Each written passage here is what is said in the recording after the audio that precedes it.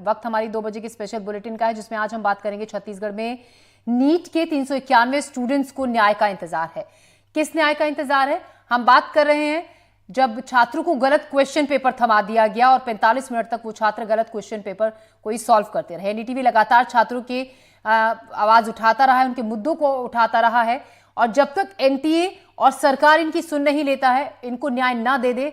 आपको याद दिला दे, छत्तीसगढ़ की बालोद में नीट के 2 सेंटर्स पर स्टूडेंट्स को गलत पेपर दिए गए थे। पूरे 45 मिनट तक छात्र गलत पेपर से एग्जाम भी देते रहे। फिर संचालकों ने उनके पेपर को बदला, दूसरा पेपर थमाया, यहां तक कि इसके बाद अतिरिक्त वक्त भी नहीं दिया गया। अब बालोद की विधायक संगीता सिन्हा ने परीक्षा लेने वाली एजेंसी एनटीए को एक चिट्ठी लिखी है। विधायक ने अपनी ओर से प्रयास किया, यह अच्छी बात है, लेकिन सरकार और मंत्री आगे क्यों नहीं आ रहे, ये बड़ा सवाल। इसी बीच बताया यह भी जा रहा है कि कई छात्र काफी परेशान हैं, डिप्रेशन में जाने की हालत में हैं। ऐसे में जरूरत है तुरंत कुछ करने की। लिहाजा हमारा आज सवाल उन सबसे होगा जिन्हें इन 391 नीट स्टूडेंट्स को न्याय दिलाना चाहिए, जिन पर जिम्मेदारी बनती है। आप इस बारे में क्या सोचते हैं, क्या राय आपकी है? आप हमें कॉल कीजिए, हमारा नंबर है 8178999182। हमारे साथ इस मुद्दे पर बात करने के लिए खास मेहमान भी जुड़ेंगे। तो एनडीटीवी पर खबर दिखाए जाने के बाद अब परीक्षा में शामिल जिम्मेदारों में हड़कंप मचा हुआ है। जिले में 2 सिटी कोऑर्डिनेटर हैं। मामले में एनटीए का पत्र भी सामने आया है। सिटी कोऑर्डिनेटर के तौर पर एमके थावरे की नियुक्ति हुई थी, जबकि एमके थावरे ने एनडीटीवी से खास बातचीत में बीएन योगी को बताया था सिटी कोऑर्डिनेटर, जबकि एनटीए की ओर से परीक्षा से पहले दिल्ली में आयोजित प्रशिक्षण में भी सिर्फ बीएन योगी ही शामिल हुए थे। मामले में जिले के सिटी कोऑर्डिनेटर भी प्रशिक्षण में शामिल नहीं हुए थे। अब एक सवाल यह भी है कि क्या बिना प्रशिक्षित अधिकारियों के ही देश की सबसे बड़ी परीक्षा को संपन्न करा दिया गया?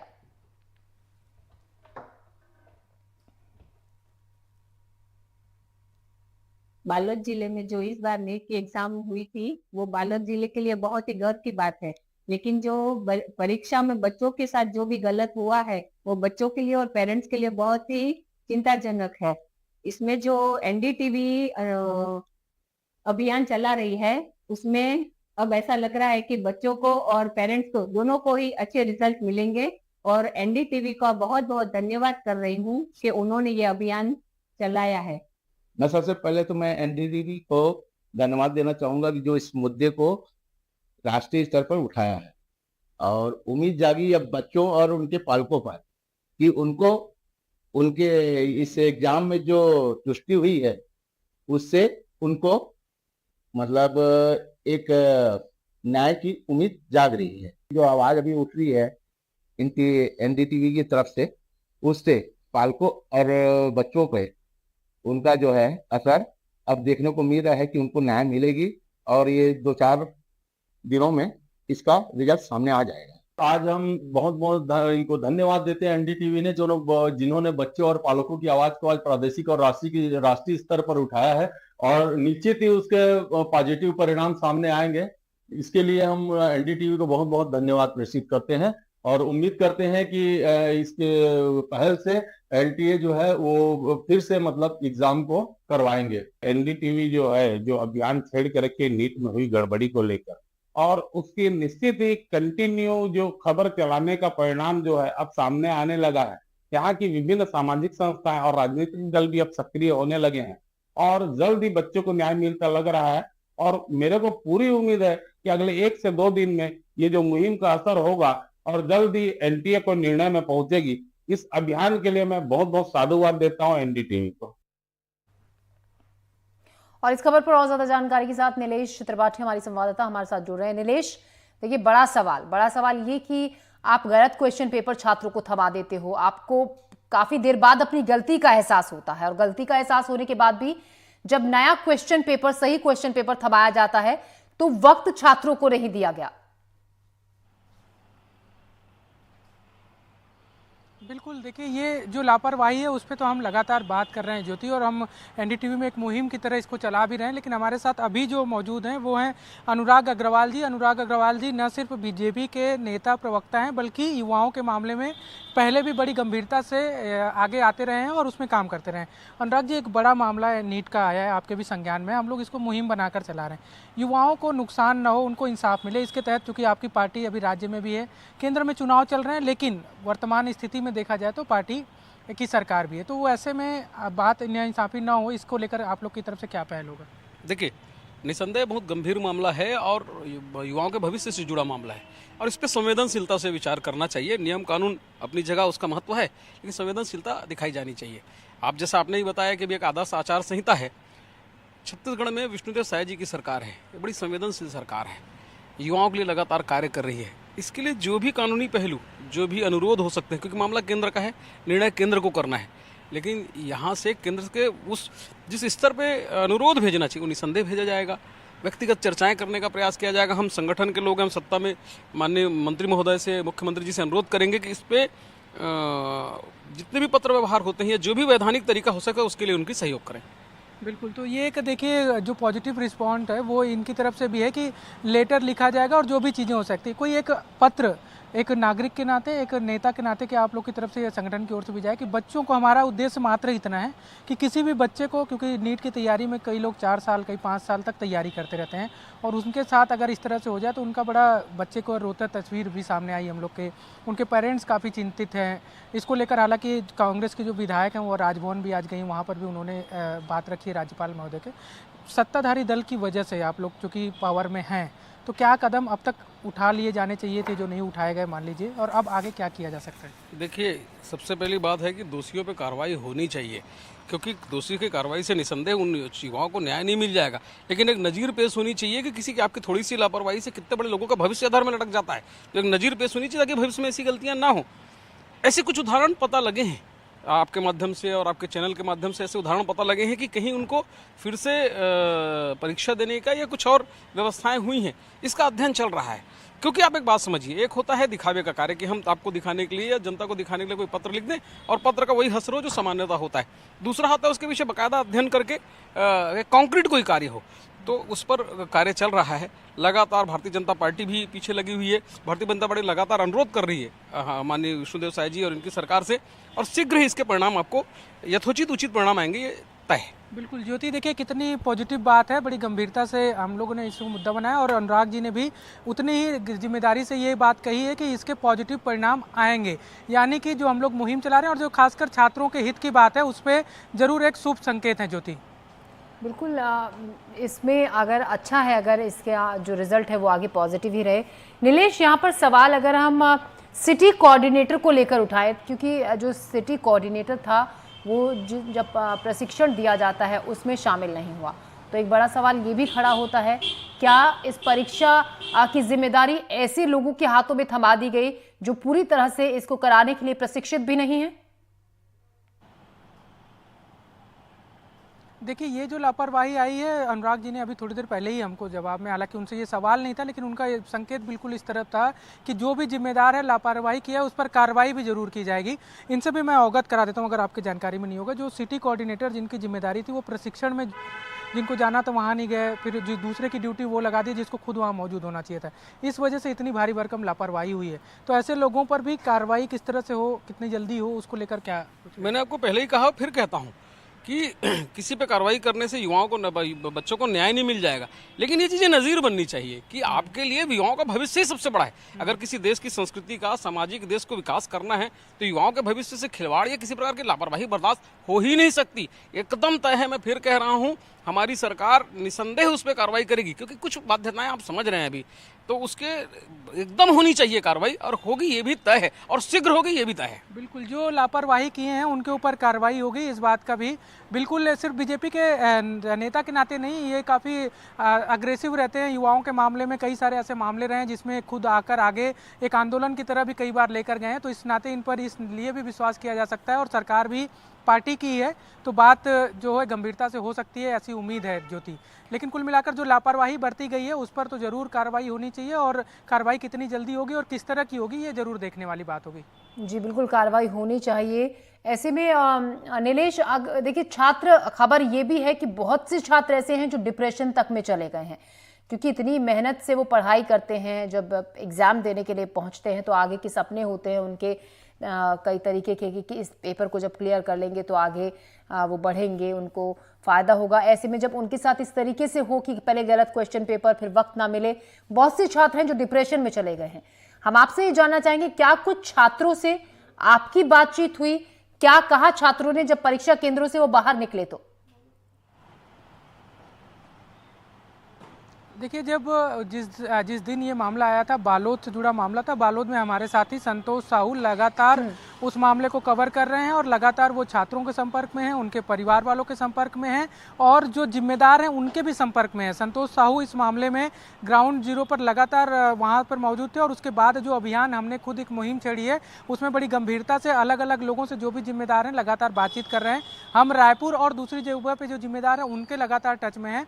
तो जो छात्रों से बातचीत थी संतोष की, वो वीडियो भी हमने दिखाया था अपने चैनल पर, वो काफ़ी मायूस नज़र आ रहे थे। खासकर छात्रों से ज़्यादा उनके परिवार वाले भी मायूस नज़र आ रहे थे, क्योंकि आप अगर अंदाज़ा लगाइए कि नीट जिसके दम पर, जिसकी परीक्षा पास करके और अच्छे रैंक लाकर बच्चा डॉक्टर बनता है, डॉक्टर बनने की पढ़ाई करने के लिए एलिजिबल होता है, उसके लिए कई बार 3 साल 4 साल तक का गैप लेता है। 12वीं करने के बाद 2 साल 3 साल गैप करके वो पढ़ाई करते रहता है कि वो डॉक्टर में चयन हो जाए। ऐसे कुछ छात्र भी थे जो लगातार 2-3 साल से तैयारी कर रहे थे और उनकी तैयारी पे मात्र इस वजह से, उनकी अपनी कोई गलती हो, उनकी अपनी कोई लापरवाही हो या उनका प्रश्न नहीं बना हो तब तो समझ में आता है, लेकिन उनकी पूरी तैयारी के बाद अगर इस तरह की लापरवाही हो जाए कि 45 मिनट तक उनको दूसरा प्रश्न हल करने दे दिया गया और उसको जब हल करने के बाद उनको पता चला कि ये प्रश्न नहीं है, दूसरा करना है और दूसरा करना है, तो उसके लिए अतिरिक्त समय भी नहीं दिया गया कि आपका 45 मिनट खराब किया गया है तो 45 मिनट कम से कम और मौका दे दिया जाए। समय पर ही परीक्षा खत्म कर दी गई। तो उनके अंदर कितना अवसाद की स्थिति है उनकी, तो कई सारे छात्र रोते नजर आए, कई परिवार वाले रोते नजर आए, वो जिम्मेदारों के पास जा रहे हैं, वो पुलिस के पास जा रहे हैं कि इस मामले में कार्रवाई करो। लेकिन जब लगातार हम मुहिम बना रहे हैं तो इसमें वहाँ के स्थानीय विधायक भी हमारे साथ हैं और अब सत्ताधारी दल के लोग भी एनडीटीवी की इस मुहिम में इस उम्मीद को आगे बढ़ाते हुए नजर आ रहे हैं। उनका ये कहना है, आश्वासन दे रहे हैं कि इस मामले में छात्रों के साथ इंसाफ नहीं होने देंगे। तो ये जरूर सकारात्मक संकेत की ओर इशारा है, सकारात्मक संकेत मिल रहा है और ये माना जा सकता है कि बच्चों के साथ कोई नाइंसाफी नहीं होगी, इसकी पूरी कोशिश की जा रही है। जी नीलेश, ऐसे में जो छात्रों की तरफ से मांग है वो लगातार एग्जाम को रद्द करने की भी मांग उठ रही है। अभिभावक लापरवाहों के खिलाफ, जो लापरवाह हैं इसमें उनके खिलाफ कार्रवाई की तो मांग कर ही रहे हैं, एग्जाम को कैंसिल करके दोबारा से अरेंज करने की मांग भी उठ रही है। बिल्कुल, देखिए अब इस मामले में क्या निर्णय होगा, ये आखिरी निर्णय एनटीए को ही लेना है और एनटीए तक बात रखने की, जब उनको पत्र दिया गया, चाहे विधायक की ओर से हो, राज्यपाल को पत्र हो या एनटीए को पत्र हो या फिर जो भी जिम्मेदार लोग हैं उन तक बात आ रही है, तो ये जरूर कहा जा रहा है कि इसका एक रास्ता निकाला जाए। अगर आपको परीक्षा फिर से लेनी है तो परीक्षा फिर से लीजिए, क्योंकि कई जगह का ये भी मामले आ रहे हैं कि कई जगह पेपर लीक के मामले आए हैं। तो स्वाभाविक सी बात है, अगर पेपर लीक का मामला प्रूफ हो जाता है और उस पर तो उनके पास कोई ऑप्शन बचेगा भी नहीं, इनको परीक्षा तो फिर से लेनी पड़ेगी क्योंकि उसको रद्द करके। लेकिन अगर इस पर्टिकुलर बालोद जिले की बात करें तो इसमें ये अपने तरह का एक अलग तरह का मामला है। इसमें पेपर लीक का मामला नहीं है बल्कि एक गंभीर लापरवाही और उसका खामियाजा बच्चों को भुगतने वाला मामला है। तो उसमें क्या उतने बच्चों को एक बोनस अंक दे दिया जाए, इसकी भी मांग पेरेंट्स की ओर से की जा रही है कि अगर आप परीक्षा दोबारा लेने में, क्योंकि इतनी बड़ी परीक्षा देश भर में ली जाती है, तो फिर से पूरी व्यवस्था कर पाना हो सकता है मुश्किल हो, तो उन बच्चों के लिए जिनके साथ नाइंसाफ़ी हो रही है उनके लिए पर्टिकुलर कोई बोनस अंक या फिर कुछ ऐसी व्यवस्था जिससे उनको उनका जो खराब हुआ 45 मिनट है उसका उनको खामियाजा जो है वो ना भुगतना पड़े, इस पर इसका कोई रास्ता निकले, इसकी मांग भी की जा रही है। और जी नीलेश बने रहेगा हमारे साथ। डॉक्टर ईला गुप्ता है, मनोवैज्ञानिक है, इसी पर बात करने के लिए हमारे साथ जुड़ी हैं। डॉक्टर ईला, स्वागत है आपका हमारे एनडीटीवी के इस प्रोग्राम में और सबसे पहले हम आपसे यही सवाल जानना चाहेंगे। देखिए, इतनी मेहनत से छात्र पढ़ाई करते हैं, इतना वक्त दे देते हैं ऐसे एग्जाम्स की तैयारी करने के लिए, और जब उनके साथ इस तरीके से, एक तरीके से धोखा जो होता है, लापरवाही जो होती है कि पहले तो गलत क्वेश्चन पेपर थमा दिया गया, आपको बता देते हैं, और उसके बाद उन्हें वक्त भी जब दोबारा सही अपनी गलती का एहसास हुआ, सही पेपर थमाया गया और वक्त उन्हें एक्स्ट्रा नहीं दिया गया करने के लिए। अब ऐसे में बहुत से छात्र हैं जो डिप्रेशन में चले गए हैं, क्या सलाह आपकी तरफ से ऐसे छात्रों के लिए? सबसे पहले सभी को नमस्कार जी। स्टूडेंट्स के लिए नीट की परीक्षा बहुत ही इम्पोर्टेंट होती है, क्योंकि ये जो बच्चे हैं शुरू से 9वीं 10वीं के आने के बाद से ही अपने करियर को चूज करते हैं और इस परीक्षा के लिए वो दिन रात कड़ी मेहनत करते हैं। तो यहाँ पर बिल्कुल प्रशासन की गलती है कि उन्होंने गलत पेपर दिया। जी। तो सबसे पहले प्रशासन को उनको ज़्यादा समय देना चाहिए था, क्योंकि वो स्टूडेंट्स की गलती नहीं थी, जितने भी स्टूडेंट्स थे 300 या 391। और दूसरी बात, ये स्वाभाविक सी बात है, जो बच्चा पिछले 5-6 साल से अपने लिए तैयारी कर रहा है एक परीक्षा की और एंड में उसकी ना गलती होते हुए उसको गलत प्रश्न पत्र दे दिया गया, तो वहाँ पे स्वाभाविक है कोई भी व्यक्ति होगा वो ज़रूर डिप्रेशन में जाएगा। तो डिप्रेशन में जाने के बाद क्या करना चाहिए? तो एक कानूनी प्रक्रिया तो अलग है कि सरकार हम इनके लिए क्या करती है। जैसे स्वास्थ्य मंत्री ने कहा कि 4 जून के बाद, पर 4 जून तक का समय अभी बहुत दूर है, 20 दिन है, तो उसमें हमारे स्टूडेंट्स क्या कर सकते हैं?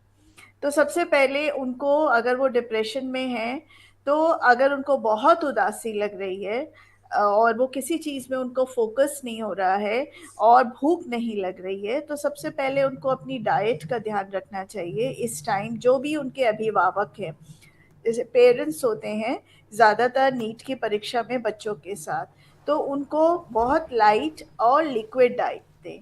तो डिप्रेशन तो देखिए होगा ही होगा, क्योंकि दुख है कि हमने इतनी तैयारी करी, नंबर आते नहीं आते वो अलग बात है, बट नंबर आने से पहले ही उनको समय कम लिया गया, उनको दिया गया। तो यहाँ पर हम उनको कैसे नॉर्मलाइज कर सकते हैं?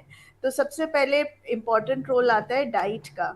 तो इस टाइम उनको protein diet, semi liquid diet और पानी की मात्रा ज़्यादा से ज़्यादा दें, कि जिससे कि जो हमारे स्टूडेंट्स हैं उनकी बॉडी डिटॉक्सिफाई होती रहे।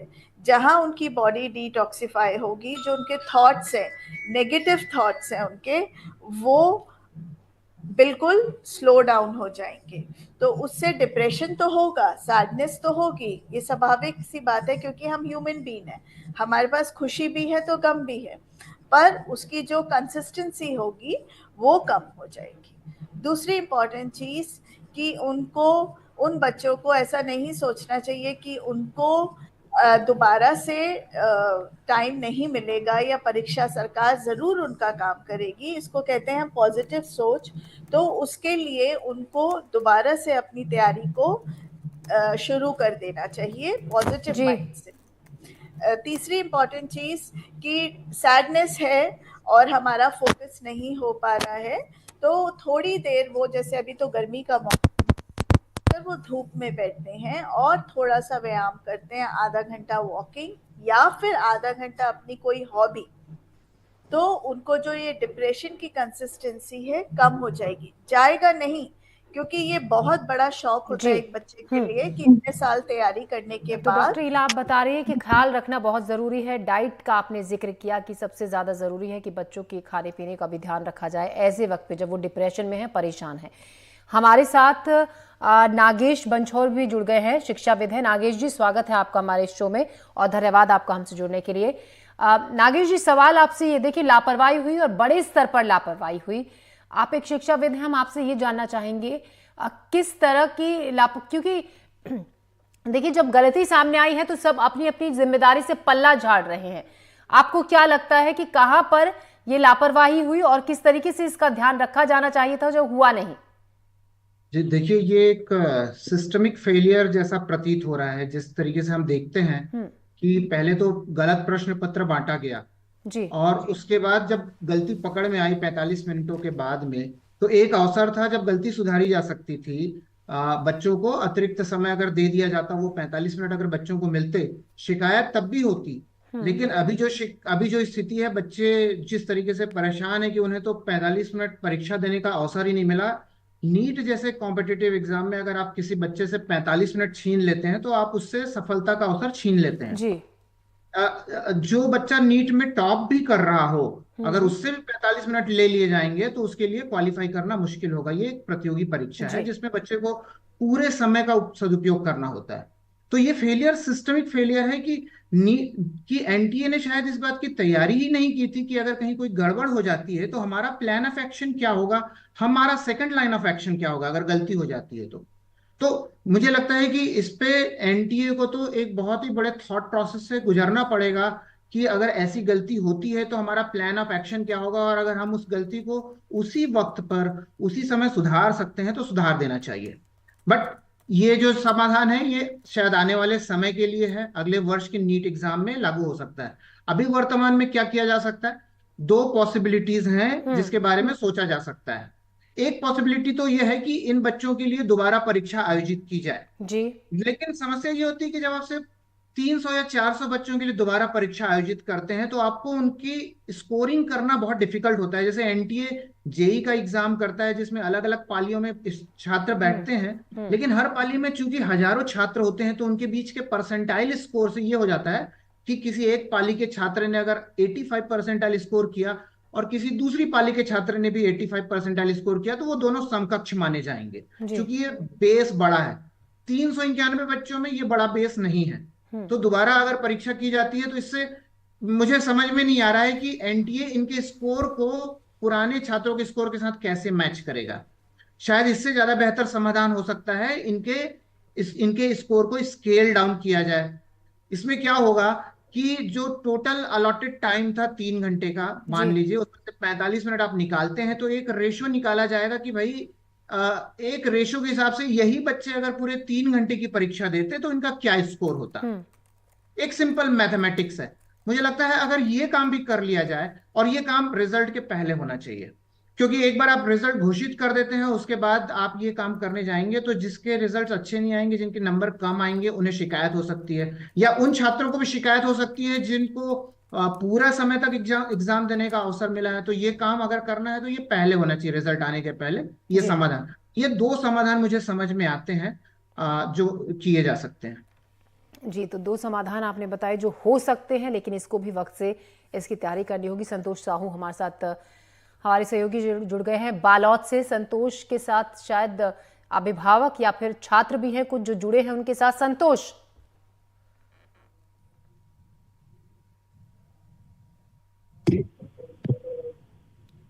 जी, संतोष आप तक आवाज पहुंच रही है तो सवाल आपसे यह है कि आपके साथ मैं देख पा रही हूं पीछे फ्रेम में शायद कुछ अभिभावक और कुछ छात्र हैं जिन्होंने ये एग्जाम दिया था और एग्जाम के बाद जो काफी परेशान है कि अब आगे क्या होगा जो हुआ है नीट के इस एग्जाम में।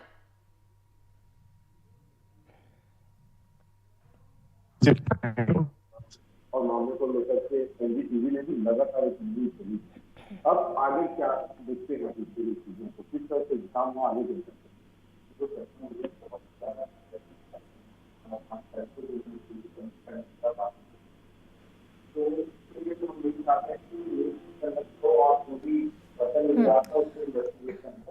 संतोष जी आपके पास हम लौटेंगे, आपकी आवाज साफ नहीं पहुंच पा रही है तकनीकी दिक्कत के चलते हम तक। नागेश जी एक बार मैं फिर से आपके पास लौटूंगी। आप बता रहे थे कि प्लान बी होता है, क्या पहले से ही प्लान बी हमेशा एनटीए तैयार करके रखती है कि अगर एक बार ही गड़बड़ हो गई प्लान ए में जिसके हिसाब से चला जा रहा है तो प्लान बी को तैयार रखना है, और इस बार वो व्यवस्था नहीं की गई थी, क्या ऐसा है? नहीं, देखिए एनटीए प्लान बी तैयार रखता है या नहीं रखता है ये तो एनटीए ही जवाब दे सकता है।